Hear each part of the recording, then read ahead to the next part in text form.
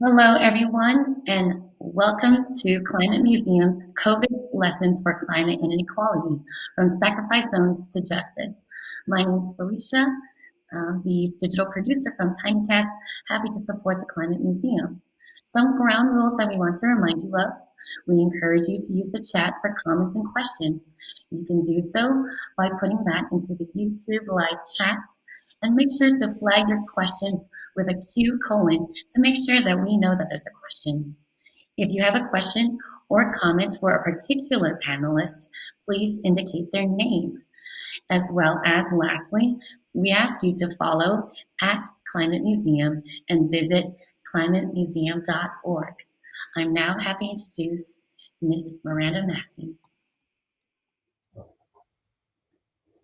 Hello, good afternoon, good morning, good evening, everyone watching from around the world. We really appreciate your time. We appreciate your joining us.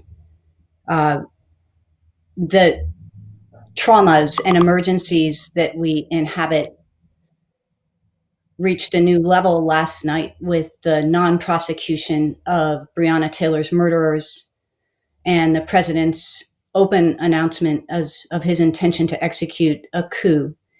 And I want to start by noting that because with every new level of emergency and trauma that's expressed, and these are crises, as we'll be discussing today, that we've been inhabiting for years, for decades, for centuries, we can't allow these new baselines to become a new normal.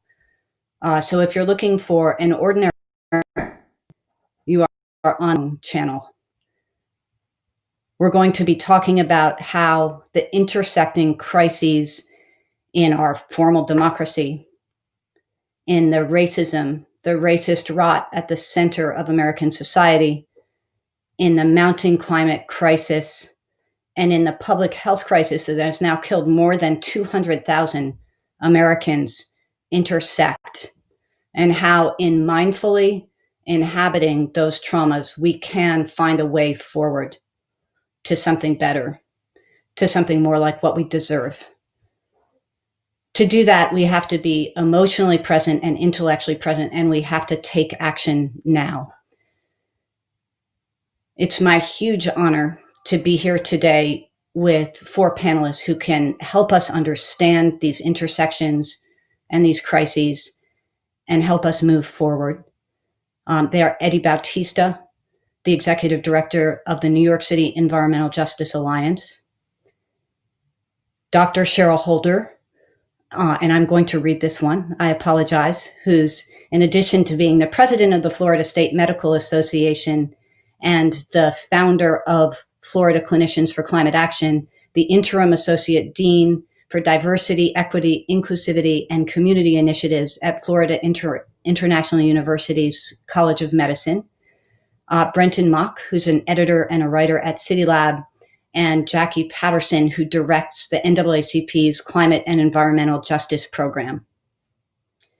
First, we're going to hear from the celebrated poet Ross Gay, because in order to learn from what we're experiencing and to move forward together, we have to be emotionally present for it. And Ross Gay is going to present us with 2 short readings that we hope will invite you to participate fully and mindfully in this conversation. Thank you all for joining us. Thank you. I'm glad to be here with you all. I'm going to read these 2 pieces. This first piece is, it's a little meditation on joy at this moment. And I think it's called The Joy of Caring for Others. A month or so back, at the beginning of mask wearing out here, I was taking a walk, and a friend pulled up in her little Toyota pickup truck. We chatted a bit from a distance. We usually hug. So many friends, so many beloveds we no longer touch. That touching being one of the ways we know each other, a sensorium bereft, and let us figure out how to mourn this properly.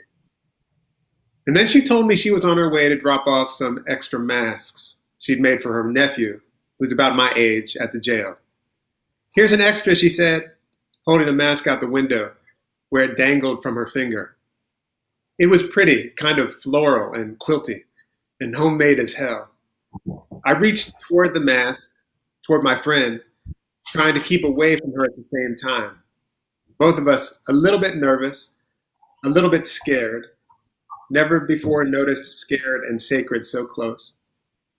Making that by now familiar, I hope we are not infecting each other face.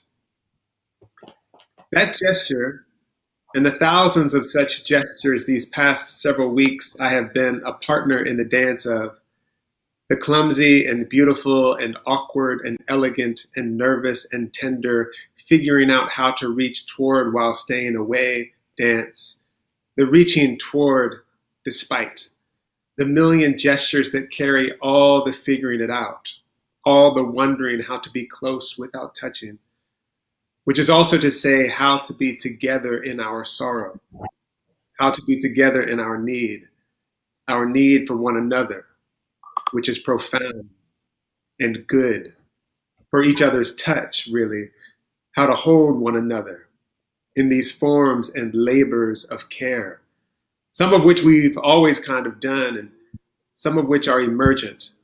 We are inventing them.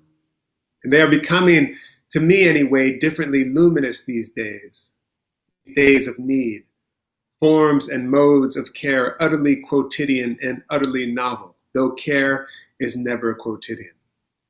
Forms and modes minuscule and grand, though care is never minuscule.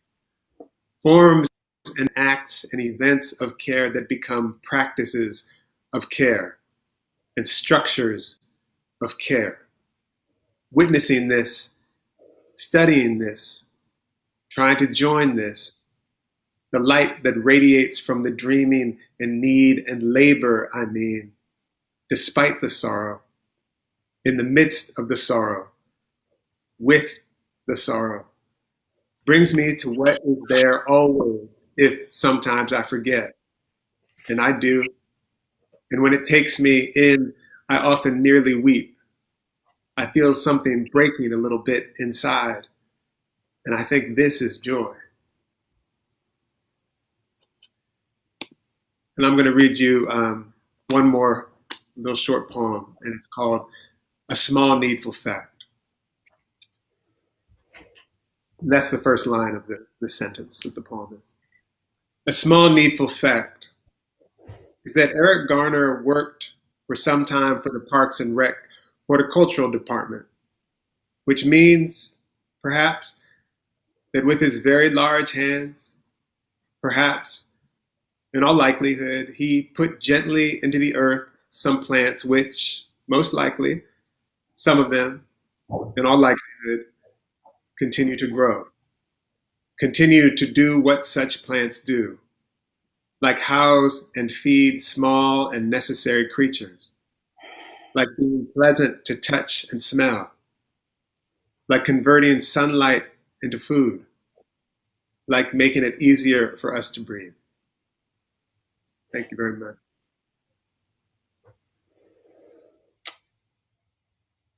Ross, thank you so much for joining us and for the gift of your words and your care. I hope that helps everyone sit with this moment and what it means. And I turn now to an open question to each of our panelists. I'll proceed in alphabetical order by last name. So first to you, Eddie. In an overall sense, what lessons have you drawn from the COVID crisis for climate and inequality? What lessons would you have our listeners draw? Well, thanks for that, Miranda, and thanks to the Climate Museum for convening this. Always a pleasure to see old and new friends. And so thanks so much, and thank you so much, Mark Ross, for kicking us off.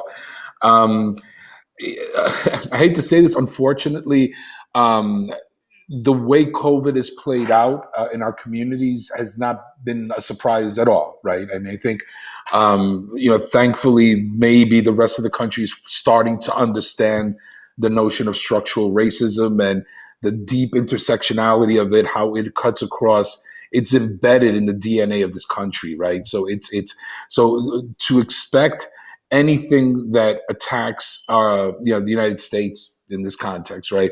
Anything that attacks us systemically, why would anyone expect for the impacts to not disproportionately land on Black and Brown communities, right? It's just one more example of how when we talk about systems-wide impacts, you can set your watch on how quickly it's going to play out disproportionately in Black and Brown communities. Just to give you like one quick example, in New York City, at the height of when things were cresting, my organization, New York City Environmental Justice Alliance, put out a fact sheet, and in mid-April, we were already seeing numbers.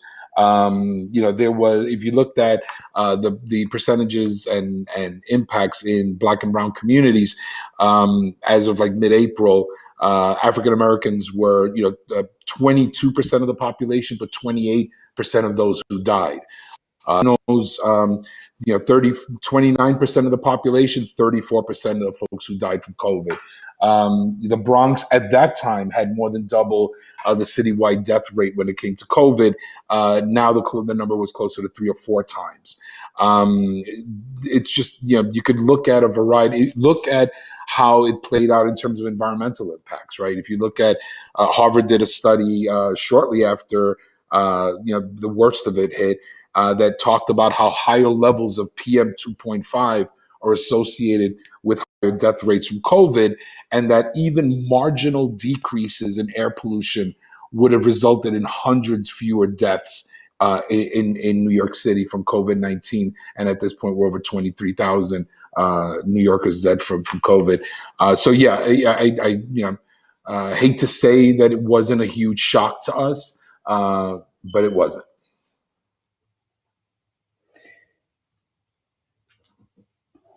Understood. And in that lack of surprise and that confirmation of things you already knew, what lessons for the climate crisis? I mean, I think for us, it was interesting, right? There had been a number of climate policies that we had been pushing in New York City that just became that much more urgent with COVID. Let me give you one little example, right? There's been a debate as to what the actual death rate in New York City is from extreme heat, right?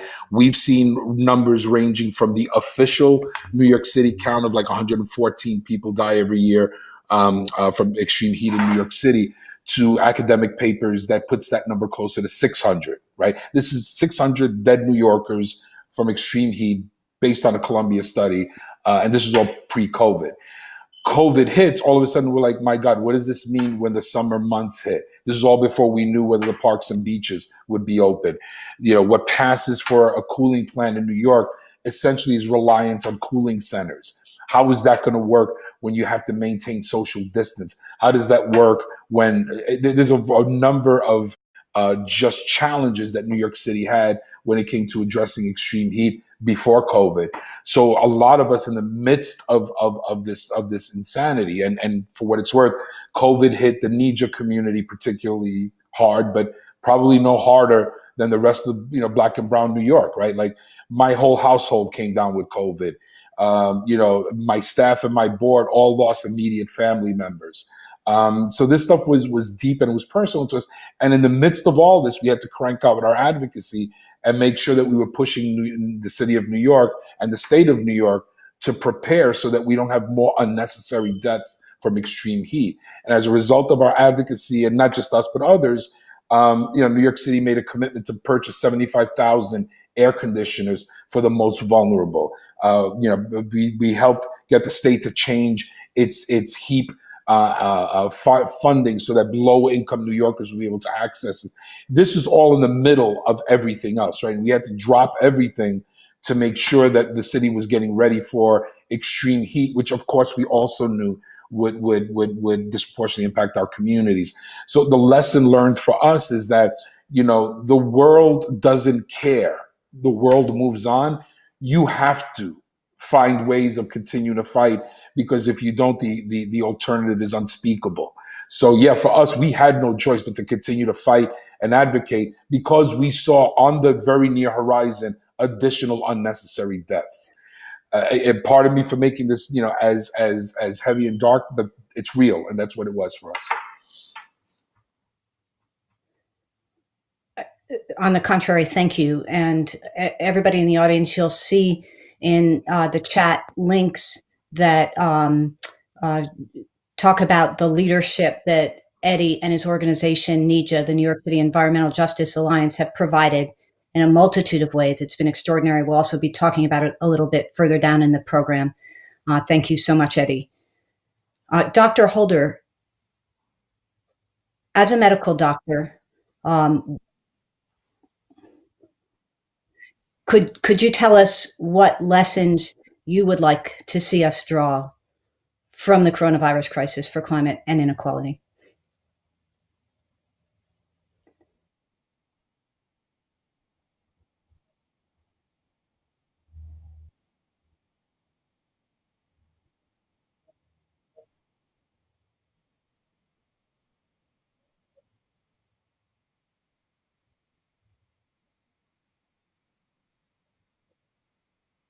Where you live, where you work, where you play, your access to money and power, and all the policies that drive that. So we knew that the folks who are vulnerable before, the diabetes and everything else, would continue to be vulnerable. What COVID did was accelerate that process and amplified the death.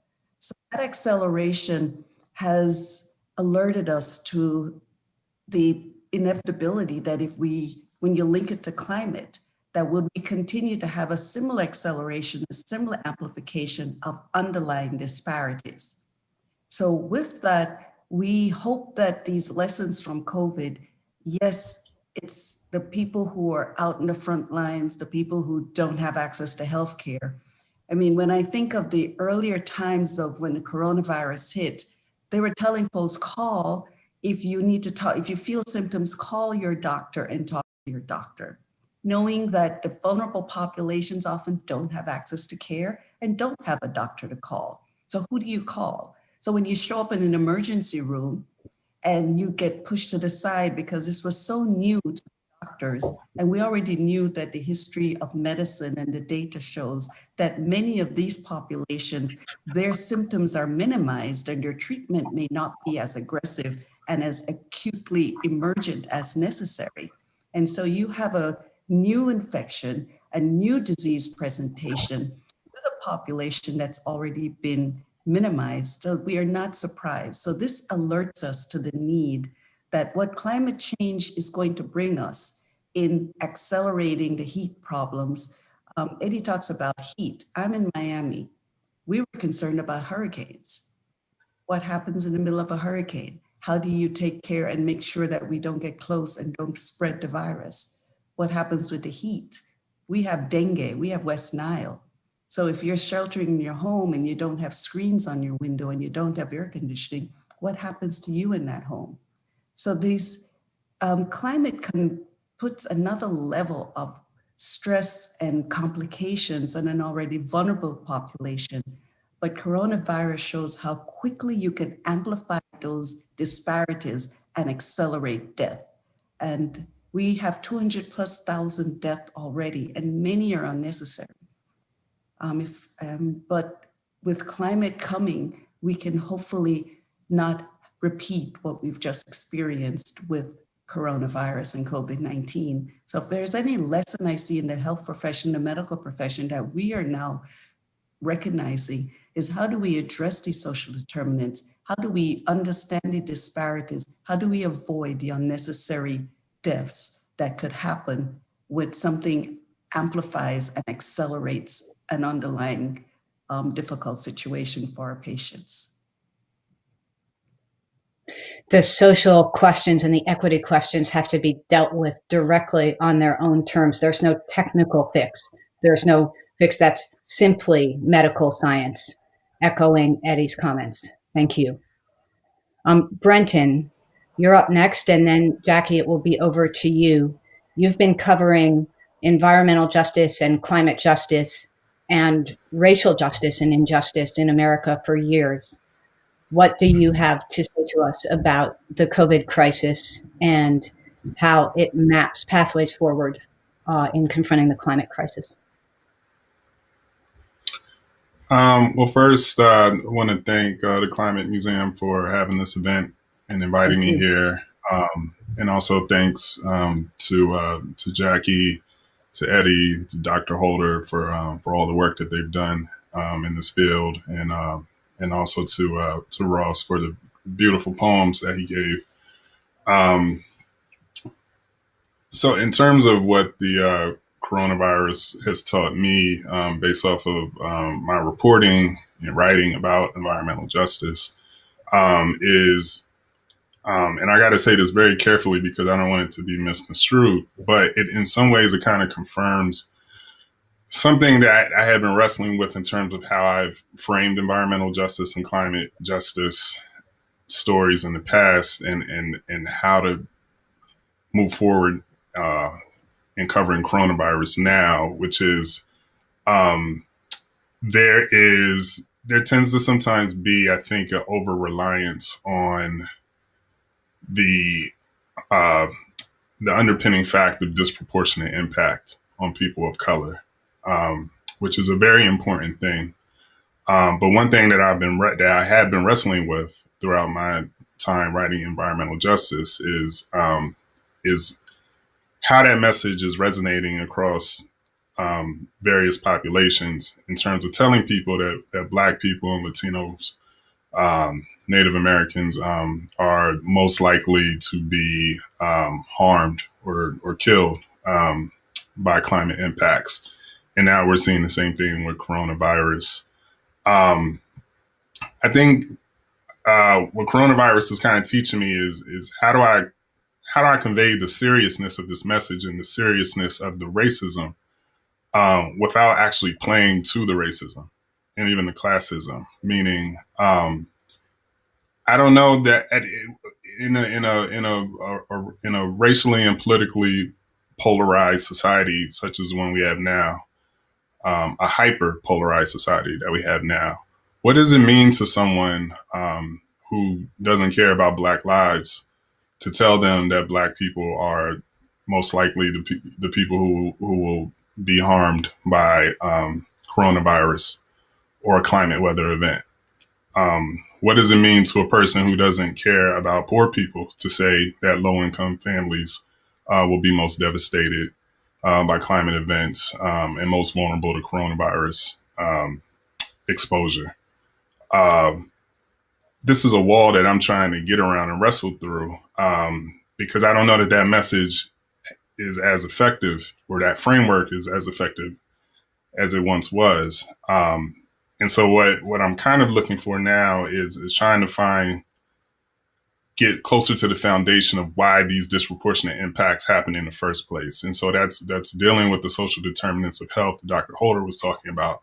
It's about dealing with segregation, racial segregation, income segregation, and the spatial inequities of that, and how that increases exposures of certain populations. And it's also kind of trying to deal with the subjects and the victims of these disasters in ways that people understand who they are in society beyond just their race or their economic status, showing how our fates are intertwined, and how society as a whole cannot afford for any group of people to take on the burden of climate pollution or coronavirus, because we all have a significant and valuable role to play in society.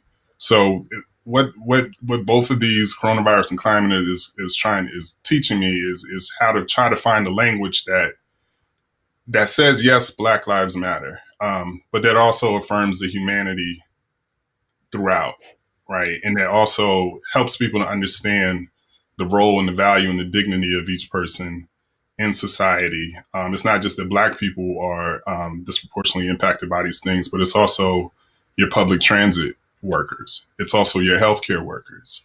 It's also the people who pick up your trash. These are valuable roles. These are people whose humanity deserve to be affirmed. And for the people who are racist, who are who are classist, who are sexist, and who have power, how do we focus more on holding those people accountable when unnecessary lives are taken? And it's because of racism, right? How do we make those people pay? Who are the people we need to be talking to? What are the systems that need to be undone? And kind of finding the ways to advance narratives that way by focusing on that, as opposed to just the what I just call like the baseline foundation data of just, yes, we are disproportionately impacted by this. However, what is the work that Jackie is doing with NAACP? What is the work that Eddie is doing with New York City Environmental Justice Alliance? Who are the people who are there whose feet are being held to the fire? And how are we affirming the humanity of all of the people who are impacted by these things?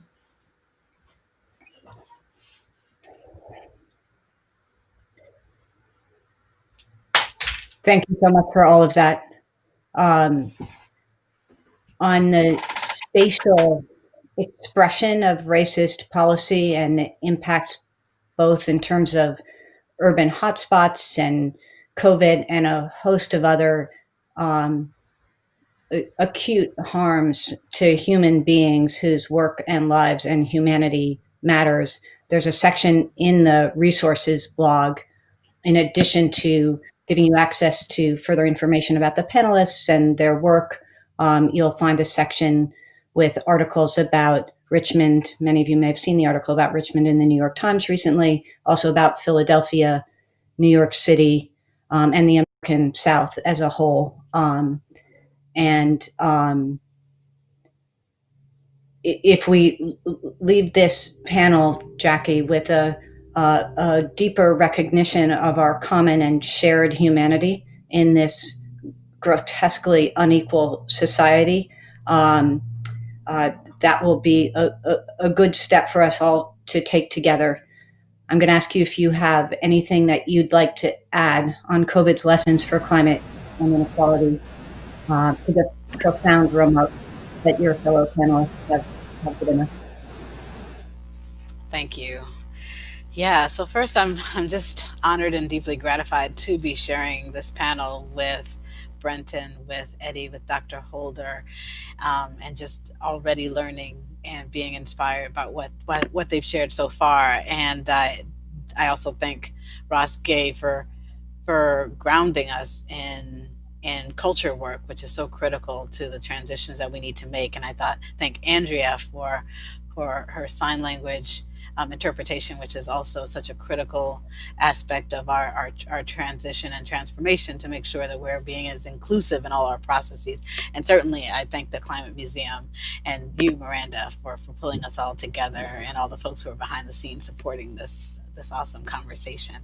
So for us, I mean, as really, there's not much to add after what my co-panelists have said already, and just drawing from what Eddie started off by saying, that for us, in some ways, it is being involved in this climate justice, environmental justice movement that predicted for us what would happen in COVID-19. So it's and from that and the patterns and the foundational inequities that have perpetuated both or all of the injustice that's wound up in all of these pandemics, so to speak, that we find the keys to the lessons that we need to learn in terms of what we do going forward. On March the 9th, when it was just the outbreak in Washington State and the outbreak in Westchester County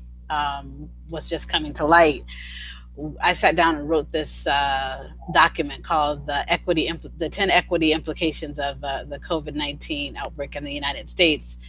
And it, as was said, was a predictor of what would come to pass. And it was not prophetic in any way, but it was based on what we already know, what we've already seen with past disasters and who has been disproportionately impacted. But more so, it also told the story of the systemic underpinnings that make fertile ground for those disproportionate impacts that we're finding. So it talked about the different communities and the different populations that would be disproportionately impacted, and it certainly came to pass in spades, because unless we actually deal with those underpinnings, those systemic inequities, we're going to always find ourselves in this situation as we continue to with whatever disasters unfold.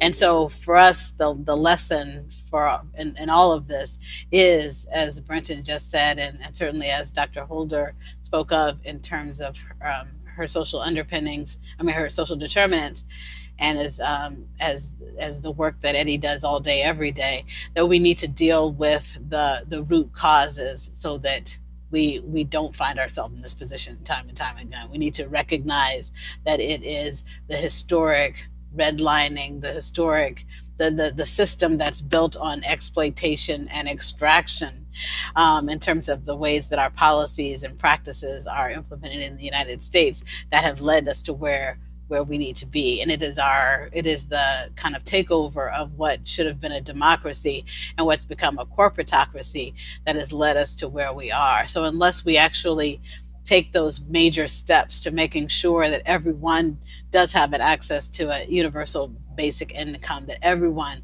has the fulfillment of the right to housing, the right to food, the right to water, the right to energy.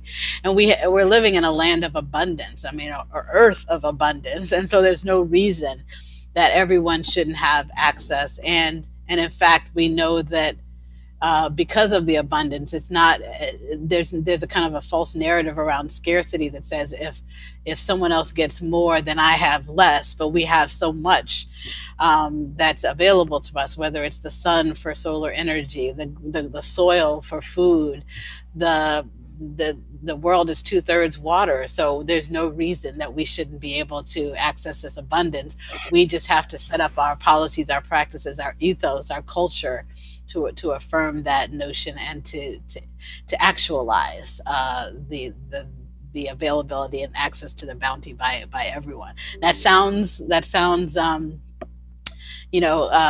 kind of like a utopia, but it's already happening in different communities. It's happening in the work that Uprose is doing, which is run by Eddie's wife, Elizabeth Jean-Pierre. It's done by the work that's happening with Earthseed Collective in Durham, North Carolina, the work of Soul Fire Farms up in upstate New York, the work of, and so many more that I could name for the rest of this time period. And so it's possible to do it.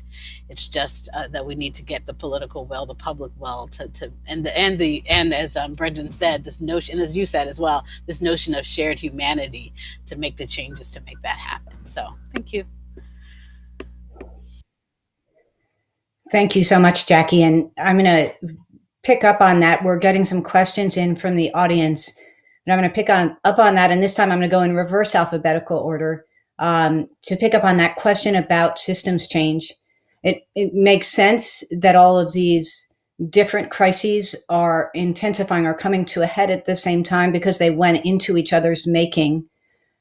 Do you see in the changes in public discourse over the last period of time, and in particular in the huge social movements that we've seen here in the US and around the world, both on racist police violence and on the climate crisis, the possibility of a deeper kind of structural transformation than we've seen, those of us here today, in our lifetimes?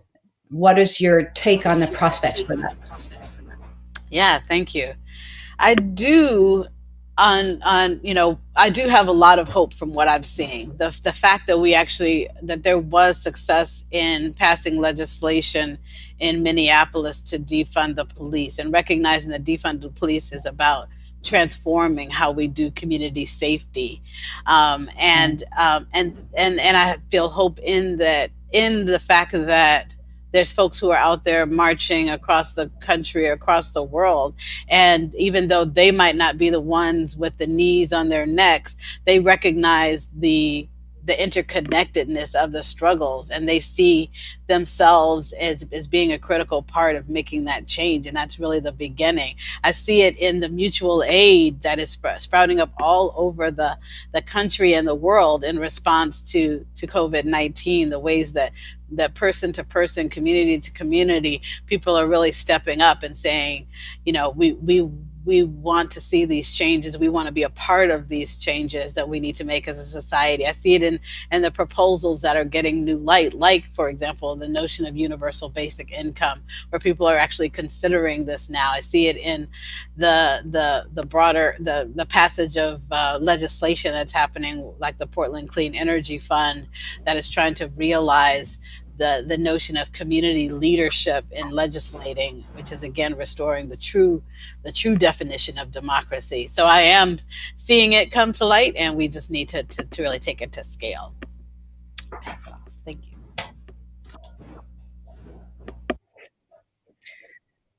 That is good to hear. Brentin, what say you?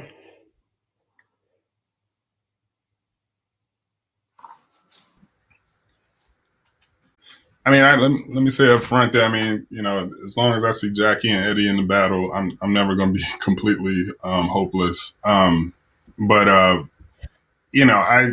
can't say that my experience in my lifetime, or even from my reporting, that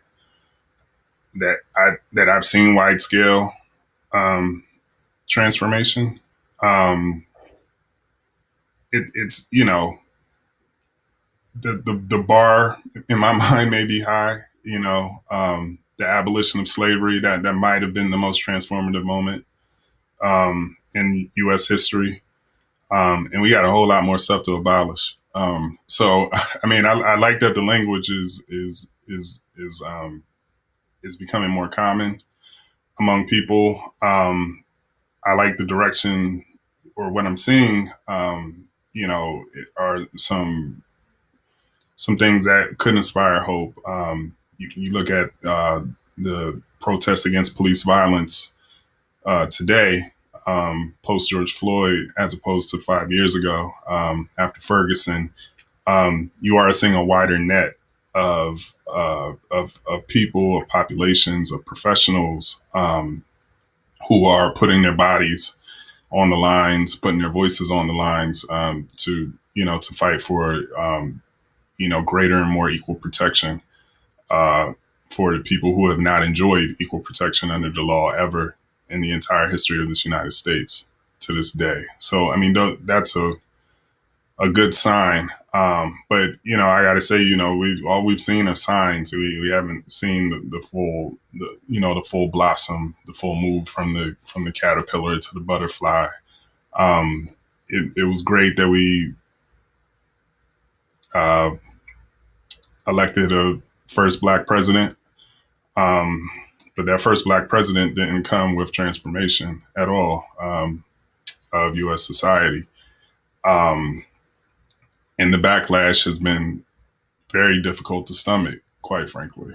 But I mean, I can also say, though, that, within my own profession, I think I am seeing these glints and murmurs of transformation, where we are seeing more people seeing all of these problems through a justice framework.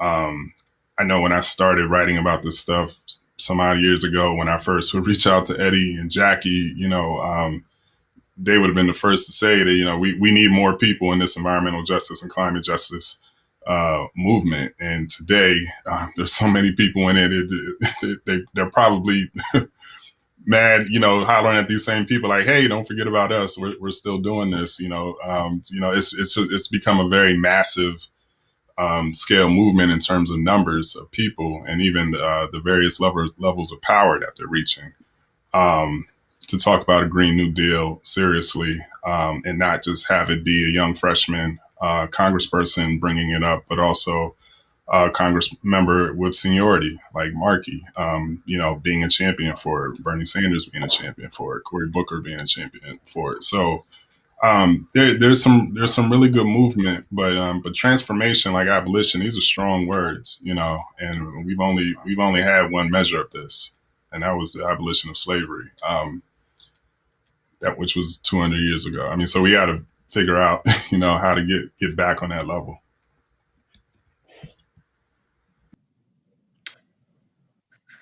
Thank you, Brentin.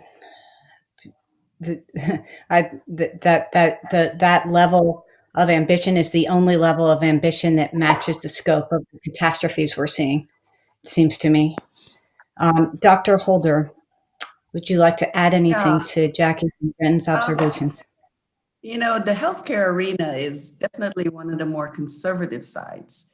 And we've had, I'm sure many of the physicians and world, just nationwide, is probably, we're very shocked and we hear it on the response to the science, especially if you're not in the climate world where you've always sort of grown accustomed to people ignoring the science and not respecting the scientists and the evidence. And this is the first time the medical establishment has had full front attack on some basic concepts that who would have thought anybody would have fought masks that would save lives. And the inability of our systems to really respond as well, allocation of resources that left the medical profession and the health systems as vulnerable as some of the patients I take care of. And I think in that sense, this pandemic has been relatively new for us in our systems. Now, will that drive change? I think it's showing our lack of power, and that may motivate folks to change the health systems and especially access to care. So I'm optimistic that something will move forward. I don't know if it will be some sort of universal health care or whatever it will, but I hope that will be something that will be challenged and taken forward. What has been amazing is that across the board in our medical systems, our students, our residents, there's becoming a voice that's welling up to look at the equity message, to address the social determinants of health, because they're coming into the world to care for these populations. I always tell everyone that poor people, Black and brown people, are just canary in a coal mine. What's happening to us? We're at the forefront. However, just give it time. Nothing escapes when it comes to the health, especially something like what we breathe. You can't escape it unless you're going to stay in your mansions forever. You are going to have to come out into the world. So at some point, we're going to have these changes, and climate change is going to push us to make these changes. I do see the vulnerable population suffering, but everyone is going to have to at some point step up, and there will be transformation. How good it is, we don't know, but we see some signs that the younger population is beginning to feel their voice and shout and beginning to see the power that they have in numbers, the millennials, because they are the largest population. And if we can get those numbers to push the change, I think we can effect some real change. I tell everyone HIV, I'm an HIV specialist, and I came through the HIV epidemic. And in 30 years, we accomplished a lot with HIV. Now, we didn't have transformation, we didn't get access to care, but we saved a lot of lives, and we had a system of collaboration, and we're the activism with the patients and the communities work. So we have models like Jackie talked of models that are out there. We have models with HIV, which decrease our transmission worldwide and increase lives. So there are ways that we can get the transformation. We just have to mobilize our forces and continue fighting. Thank you. Thank you, Dr. Holder. Eddie, we've got you batting cleanup on this one. What prospects do you see in the contradictions of this moment? Yeah, so I'm an organizer, and organizers tend to be optimists at bottom. So yeah, I do see some glimmers of hope. Let me start with specific, and then the larger systemic expression of that. Jackie hit it on the nose. Brentin's covered it repeatedly. Dr. Holder's had exposure. I mean, there are transformational local campaigns happening where justice and community is being centered all over the country, right? Just to give you a narrow example of that, when we launched New York Renews at the end of 2015, the idea was to challenge and make New York State take climate change seriously and at the level and scale at which the threat demands it. When we launched that effort, we had, as most people, I think, expected a strong federal partner after the 2016 election. It didn't happen, and thankfully, we already had the infrastructure in place to then launch what became a 4-year campaign that yielded what became New York's Climate Leadership and Community Protection Act last year, which became and probably still is the most aggressive climate action plan by any of the states. Basically, it is an emissions reduction mandate to get to 100% net zero reduction by 2050, economy-wide in New York State. I mean, that is the scale of the ambition of that bill, that law, is hard to overstate, and there has been so many different regulatory implementations of the law over the last year that's almost head spinning trying to keep up with that. And this goes to what Brentin was saying. If you want to tackle systemic racism, you got to roll up your sleeves and get into the system. And it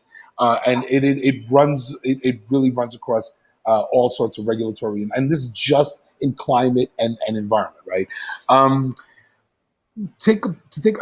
what that's done is that bill now has led to influencing the Biden climate action plan, right? And the Senate Democratic Climate Caucus. Both of them released climate plans where they specifically nodded to the New York model, and including where we made a pitch to make sure that 35 to 40% of all the state's clean energy funding gets directed to frontline communities. This will be a national standard, right? Hopefully, right?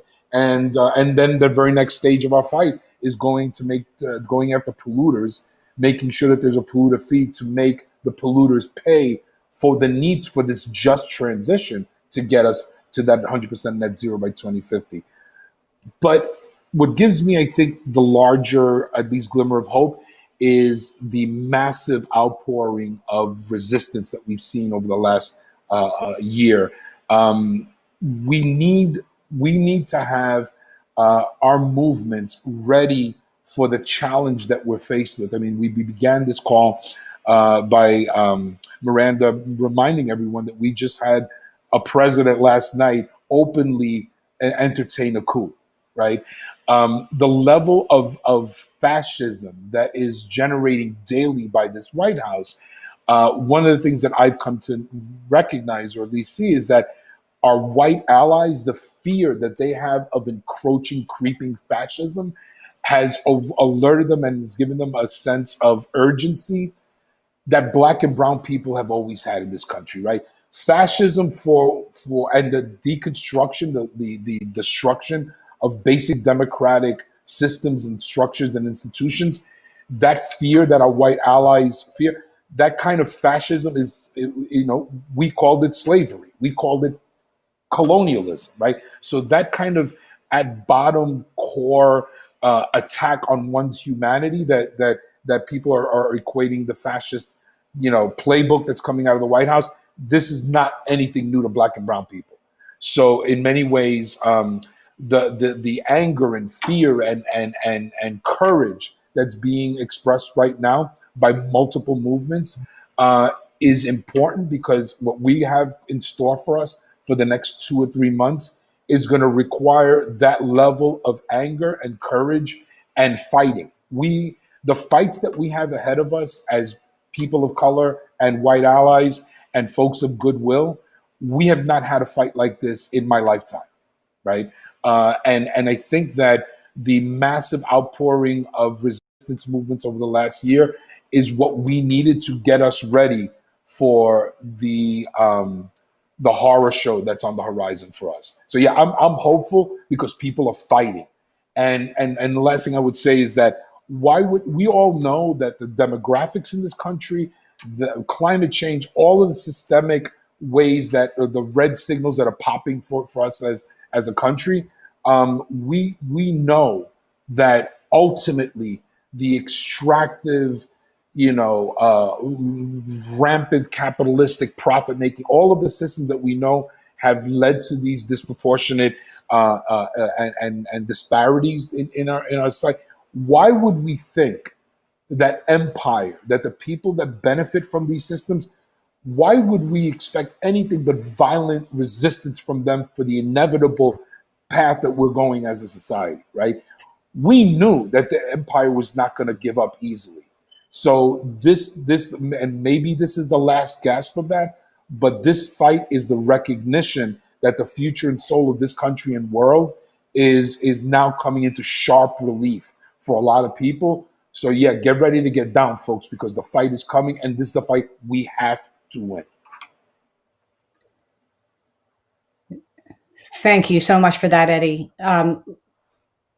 I was going to pivot to a question about the interplay between local activism and local leadership at the regional and state level, and how it interacts with national advances, because both your work and Jackie's work have been in that space so much, have changed so many laws at all the different levels of government, and have changed so much in the discourse. But I want to take the opportunity that you've just given us with what you just said, to urge everyone in the audience to watch a couple of clips that were sent around after our preparation call for this panel, where in the most generous way possible, Eddie and Jackie shared an SNL clip from just after the 2016 election, and also a clip from the Seth Meyers show featuring his writer Amber Ruffin, who's Black, as most of you no doubt know, as a way of communicating how differently these crises land for anti-racist white people than they do for people of color. And in the spirit of trying to learn in public, I want to share that, and also direct you to the chat where the links will be dropped. I think it's incredibly important for us to stay open in our learning from each other. And that, Brentin, takes me to an exchange that you and Eddie had in 2014 after Eric Garner was murdered on Staten Island by the police. And in that moment, which was, to remind the audience, it was a very notorious police killing, the first time that the phrase "I can't breathe" became associated with racist police killings in America, or became virally associated with them. Eric Garner was a father and a son and a horticulturalist at the New York City Parks Department. He also is the subject of the poem that Ross Gay wrote and read for us, "A Small Needful Fact." And you two had an exchange about that resulted in your, Brentin, very generously learning in public about the intersection of different expressions of racism in the United States that I wanted to ask you to tell us about.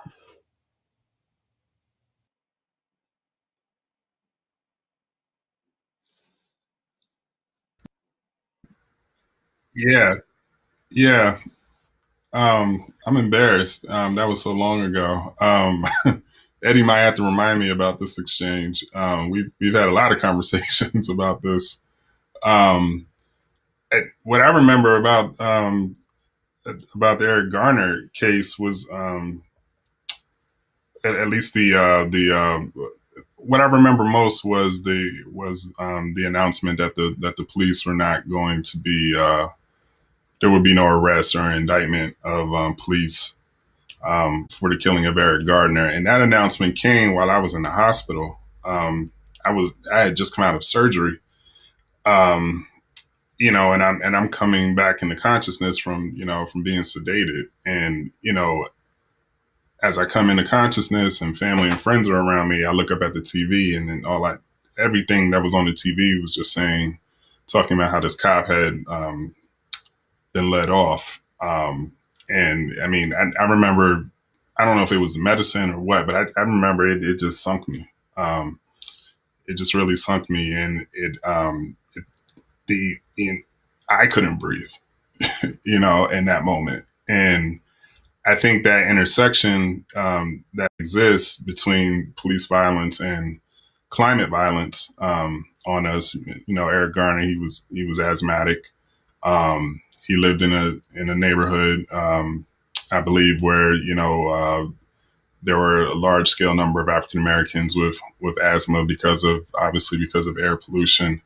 Throughout all of this, it's the see through line has always been this term, I can't breathe. And it was great seeing that term being adopted in the police violence protests, but both back then and even today. Like it's a banner now. I can't breathe.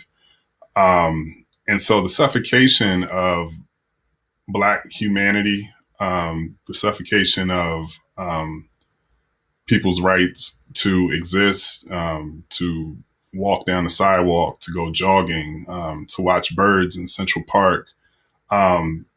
You can say that our entire history has been, one of suffocation, of asphyxiation, whether it's metaphorically through our rights being suppressed, or if it's like literally, a cop's billy club crushing the larynx, the throat of, of Eric Garner, the cop who kneeled on George Floyd. That's not, a lot of people are a part of this, this protest and this movement right now. As Eddie was saying earlier, the entry points are becoming more diverse. A lot of white people are joining in because they see the threat of fascism coming in. But, the challenge for all white people is to understand what it's like to literally feel like you can't breathe every day just because of the color of your skin, and still performing essential services for society amidst that suppression. So that intersectionality, it was a blow to my chest, to my soul, to my consciousness. It was something I always knew was there, but the pressure of the police billy club against Eric Garner's throat is just, it was the same kind of pressure that I think that you feel for African Americans, for Latinos, definitely for Indigenous Americans since America became America.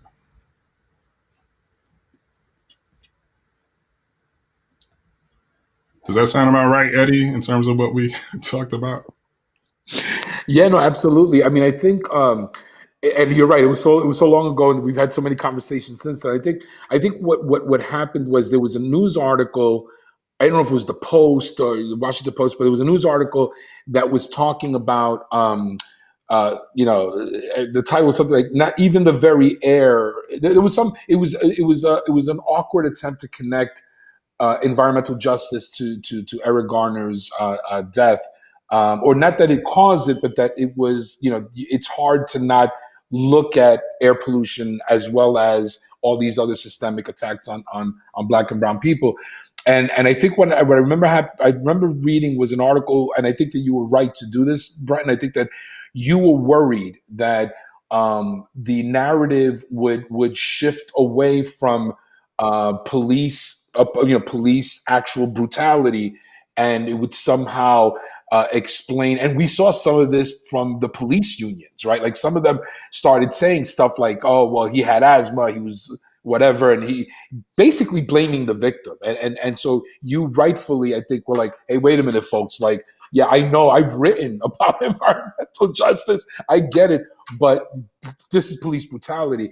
And I think that what you and I talked about afterwards was, well, it is, but as we're addressing structural racism, it's important to lift up the different ways that we are as Black and brown people daily, hourly, impacted by disproportionately.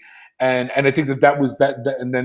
And what's interesting is, like, as you said, over the years now, the Black Lives Matter movement, like everybody now is making that connection, right? About structural racism plays out so many different ways that every opportunity we have to identify how we're being structurally and systemically killed, right, disproportionately, that it's important to not just make the connections, but understand that we can't excuse or explain away police brutality, but we have to contextualize it.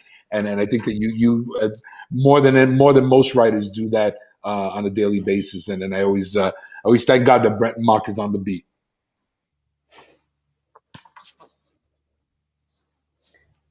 Also very thankful. I have one question, Dr. Holder and Jackie, for the two of you, somewhat quickly before we turn to our closing comments from each of you, and that has to do with livability. Dr. Holder, you wrote a powerful op-ed in the Miami Herald about livability in the city of Miami, and Jackie, will turn next to you. Your work at the Environmental and Climate Justice Program at the NAACP centers the question of community resilience and livability. And so I want to ask each of you what livability means to you. What does it look like to you what does post-COVID livability look like to you, basically?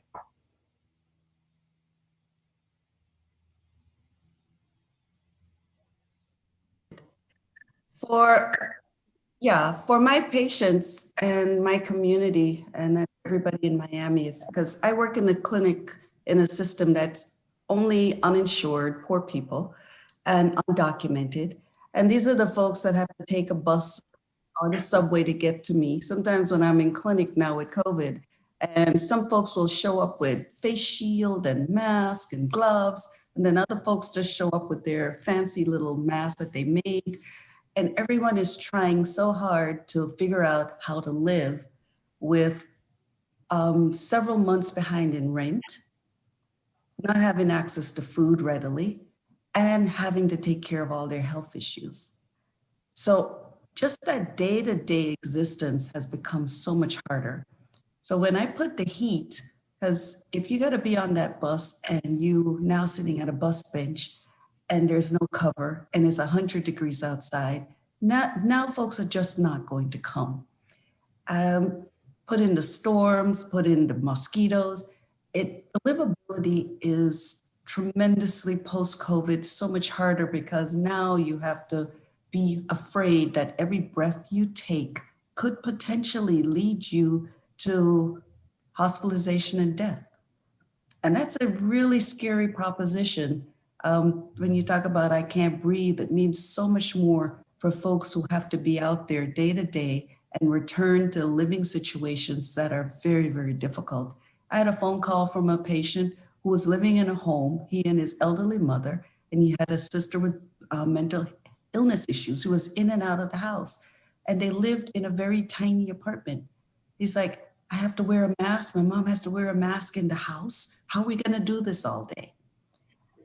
These are issues that the average richer person doesn't understand when we talk about livability and the inequities. And if you're going to come to a solution for my population, will you put those extra dollars to take that patient out, put them in a hotel? Will you bring the extra dollars to say, provide some free accessible transportation? Will you even say, pay the medication cost?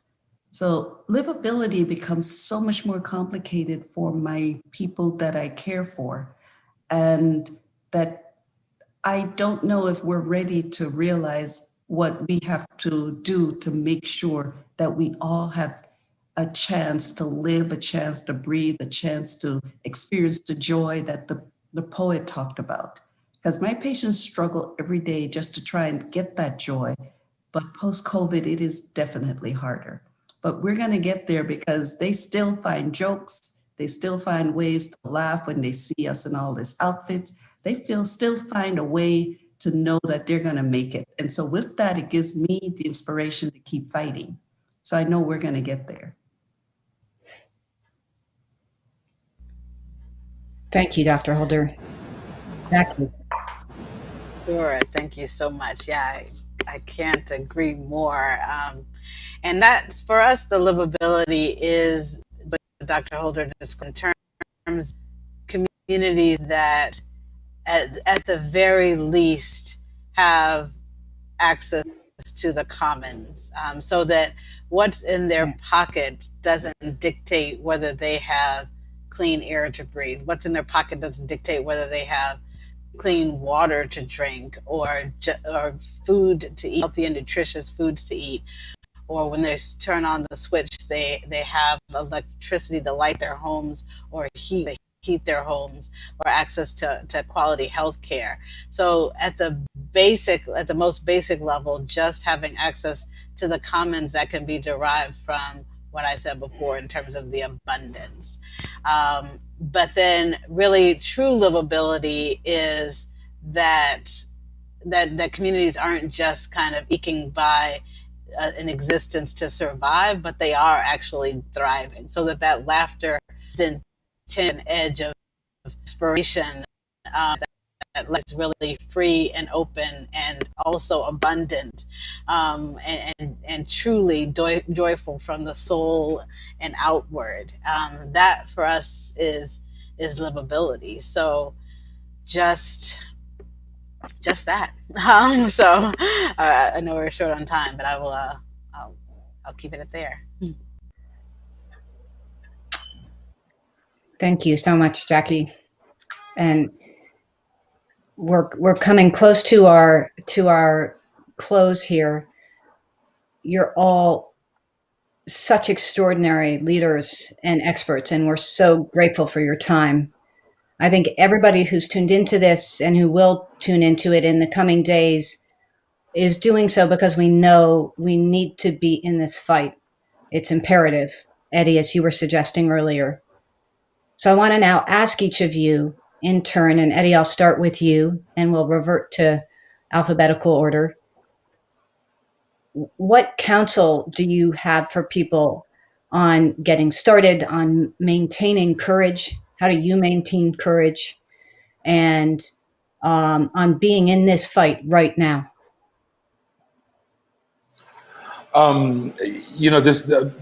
This question kind of triggers. We just actually had a phone call this morning of which group was it? New York Renew Steering Committee, and we were talking about how we have to have a retreat in December to plan for the legislative session, and folks on the call were like, yo, okay, we're going to do the retreat, but you may need to do this from the street, like, because there's going to be, and I think, to me, I mean, it was a little funny, but it was also real in that people, I think, are realizing the gravity of the moment, right? And are looking at the end of this year. And look, I mean, 2020 has been such a horrible year that in some ways, of course it's going to end this way, right? Like, how else can 2020 end other than like keeping us all at the edge of our seats about whether or not we're going to even recognize this country when it's through? I will say that I think that, what gives me hope are our voices and the perspectives and experiences of folks like Jackie, Dr. Holden, Brentin, and all the people that I'm so fortunate to work with on a daily basis. Folks, you all I can tell you is that you can't take anything for granted. I mean, I know it's the worst of cliches, but freedom ain't free is real, right? Like if we all have a vision, and I think more of us share this vision than any other. If we are hopeful about equality, equity, justice, all of that. If that stuff is to mean anything, plan for the last quarter of this year to get down any way you can. Right? There will be petitions, there will be meetings, there will be phone calls, there will be marches.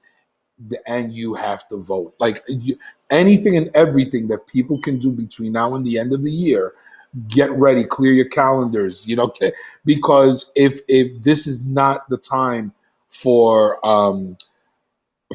folks to expect anyone else to step up, right? There's that famous saying that Elizabeth taught me years ago that ultimately I think Barack Obama adopted it, but it actually, my recollection is correct, started, this saying started by an African American sister who was, I think, a youth organizer in Washington. That saying that we are the leaders we've been waiting for.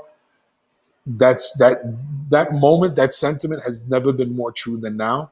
And whatever reserves of courage you have to tap into, reserves of strength, get ready, right? Because we'll get through this, because we're going to get through this together. But just get ready, people, because the moment is upon us, and it's time to fight, and it's time to also fight with love, right? And the love of a vision and the love of each other and community is what's going to get us through this. I'll stop there. Thank you, Eddie. Dr. Holder. I gotta thank you for inviting me, and thank you for the other guests. It's been a great session. I've learned a lot, and I'm inspired to keep going.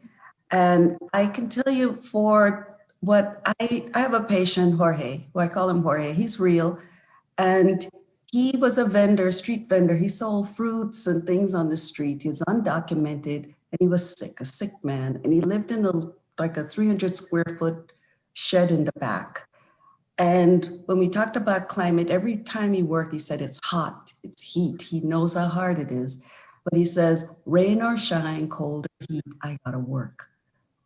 And I know what it is, but I wanna see what I can do to get the word out that we can do something. So he participated in an interview, and he allowed us to take his picture, because he is what we work for. And he is a symbol of humanity that most of us are just gonna work. Whether there's a revolution or not, we're going to end up working. But that individual, we can come together. We got to vote, but we got to feel the hope that Jorge had, that in his little way, he found a way to get the word out that the climate's changing. It is incredibly hot. My kidneys are dying. And we find a way that racism is real. The climate is real. We got to trust our messengers. We got to trust our science. But most importantly, we can individually vote, work together in groups and organizations, educate ourselves, and we can make that difference. Just like Jorge made his difference with his one little voice, we can amplify that and we can make that difference. And November does not have to be a terrible outcome for our climate. We can vote out the negativity in our country. Thank you. Thank you, Dr. Holder. We have some resources on voting climate that you'll see posted in the chat and also in the resources blog. Brentin, I turn now to you. What actions would you ask our audience to take? How do we get started? How do we stay in this most critical fight? I'll be short. Question everything. Question, especially if it's coming from people in power. I can only approach this as a journalist. I mean, question your questions, and question vigilantly, and don't be denied. It's very easy for us to be flattened right now, given everything that's going on. But don't be denied, and don't be afraid to question anything that doesn't sound right. Don't be denied. That is very powerful. Jackie, to you. Thank you. Yeah, definitely snaps to what everyone else said, and I would say that every day ask to do something, to ask yourself that day, like, what have I done today to make a difference? It can be something small, like starting a conversation with one's child or one's coworker, or it can be bigger, like what we should all be doing on November 3rd, which is going out and voting. But even after the election, no matter who's in office, we have to, because as we said, we elected Barack Obama, and there were certain changes that happened, And we can't just kind of say, okay, great, we've done that. Now we're just going to sit back and wait for what happens. So no matter what happens, we have to be the change as well. And we have to actively be the change. And so finding something to do every day, whether it's I've planted a balcony garden, my first garden in my life, because I've been home for the stay-at-home order, and now I'm growing my own food, my own dill, my own tarragon, my own lemons out there on my tiny little balcony. So whatever it is that one can do to move us towards really recognizing the abundance that we have in society, and that in a ways that help us to be in harmony, not only with the earth, but with each other, whether it's through policy change or individual practice change, or just starting that dialogue and questioning the system every single day. Be very intentional about asking yourself what you can do and actually doing something. Thank you. Thank you. Thank you all. You've been absolutely extraordinary. Here is my mashup of your parting words of advice. Vote, but don't stop there. Be who you've been waiting for. Fight every day. Fight together, and fight with love. Thank you, everyone, so much for joining us, both here on the panel and those who are watching and those who will tune in later. We hugely appreciate the gift of your time. And again, to the panelists, your leadership is extraordinary and a gift to all of us. Many, many thanks.